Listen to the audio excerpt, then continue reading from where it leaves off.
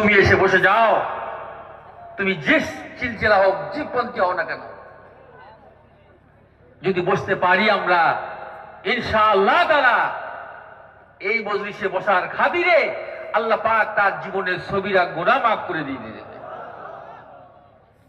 আল্লাহ পাক বলেন, ইয়া আইয়ুহাল্লাযীনা আমানু, হে ঈমানওয়ালা বিশ্বাসীগণ, এই পৃথিবীতে বহু বর্ণের বহু ধরনের মানুষ বসবাস করে, হিন্দু, জৈন, খ্রিস্টান, পাদ্রী, বহু ধর্মের বহু বর্ণের মানুষ বসবাস করে।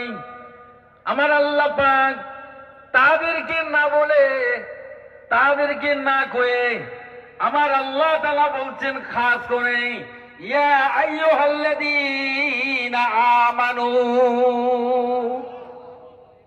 হে বিশ্বাসীগণ, যারা তোমরা আমার প্রতি ঈমান এনেছো, বিশ্বাস স্থাপন করেছ, তোমরা আমাকে না দেখে বিশ্বাস করেছ, আমার নবীকে না দেখে ঈমান এনেছ, কালেমা পড়ে নিয়েছ, জান্নাত জান্নাত তোমরা দেখো নাই, কিন্তু তোমরা বিশ্বাস করে নিয়েছ, গায়েবে অদৃশ্যের জগতে তোমরা বিশ্বাস করে নিয়েছ। বান্দারে,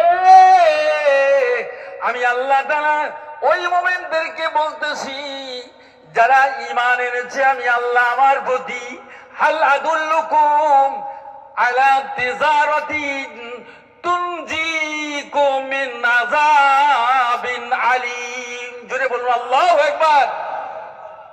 এ বান্দা, এ মুমিনরা, আমি তোদেরকে এমন একটা ব্যবসা শিক্ষা দেব, এমন একটা তেজারাতের কথা বলে দেব, যে তেজারাতটা করলে, যে ব্যবসাটা করলে তোরা নাজাত পেয়ে যাবি জাহান্নামের আগুন থেকে।